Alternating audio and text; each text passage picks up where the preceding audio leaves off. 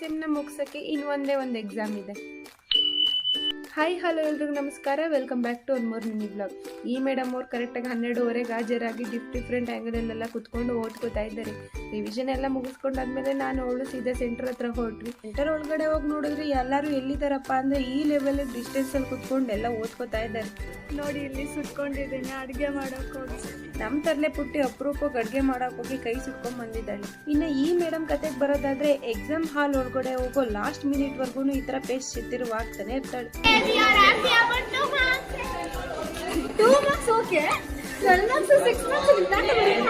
Exams ಎಲ್ಲ ಬರ್ದಾದ್ಮೇಲೆ ಈ ಮೇಡಮ್ನ ಸ್ವಲ್ಪ ರೇಗಿಸ್ಕೊಂಡು ನಮ್ಮನೆಯವ್ರು ಬಂದಿದ್ರು ಅಂತ ಇಬ್ರು ಗಾಡಿ ಹಾಡ್ಕೊಂಡು ಸೀದಾ ಬಸ್ ಸ್ಟ್ಯಾಂಡ್ ಹತ್ರ ಹೋದ್ವಿ. ಬಸ್ ಸ್ಟ್ಯಾಂಡ್ ಹತ್ರ ಬಂದು ಅವಳನ್ನ ಡ್ರಾಪ್ ಮಾಡಿ ಅವಳಿಗೆ ಒಂದು ಬಾಯ್ ಹೇಳಿ ನಾನು ನಮ್ಮ ಮನೆಯವರು ಸೀದಾ ಮನೆ ಹತ್ರ ಬಂದ್ವಿ.